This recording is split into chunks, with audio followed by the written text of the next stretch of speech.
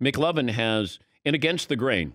Yep. And it's very, very important against the grain that he needed a couple of minutes, not just a piddly 2 minutes that I was going to give him last hour. So if you've stayed in your car because you want to hear McLovin's against the grain, here is the treat. So, McLovin, you want to set this up, and then we'll give you the stage. Yeah, so our team, the Against the Grain team, the guys in the back of me have been scanning the OTAs throughout the NFL, and we have important numbers from what we've learned. Hit the music. All right.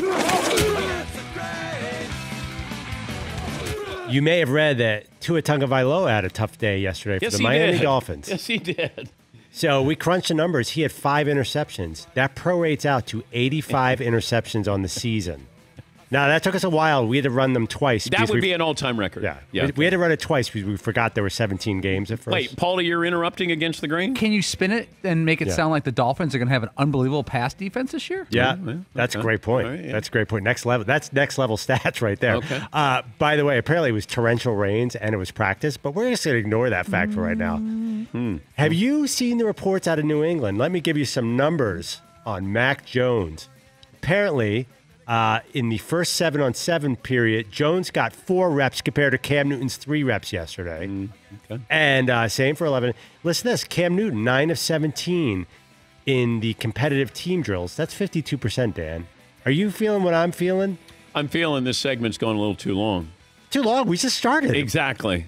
Mac Jones is going to be... Suddenly, I'm jonesing for a limerick or mock headlines. Mac Jones on his way to possibly start. Okay. Zach Wilson, New York, you excited? You wouldn't be excited if you saw his numbers from Tuesday's practice. 5 for 10 from the field. That's 50%, Dan, in 11-11 drills. Trevor Lawrence didn't even participate in 11-11 drills because of a sore hamstring. What's going on there in Jacksonville? This sounded like a good idea when we weren't on the air.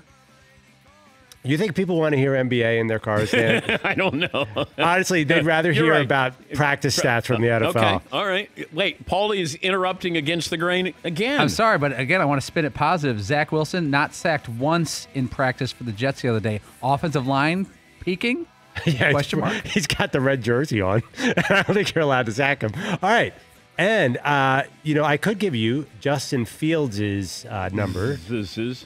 from Chicago, but maybe you heard this from head coach Matt Nagy, and this is why I'm not going to give you Justin Fields' numbers. Is there a possible scenario where Justin Fields plays on opening night?